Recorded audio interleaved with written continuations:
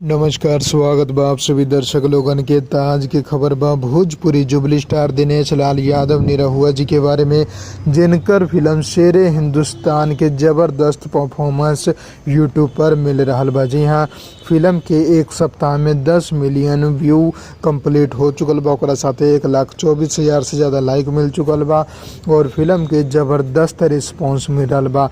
आप लोग ई फिल्म के जाके देख सकतानी। World wide records Bhojpuri YouTube channel पर निरहुआ जी भोजपुरी इंडस्ट्री के ऐसन सितारा बाड़े जिनकर गाना के प्यार आशीर्वाद मिले चाहे ना मिले, लेकिन उनकर फिल्म के यूट्यूब पर 25-25 करोड़ से भी ज़्यादा दर्शक लोग देखेले।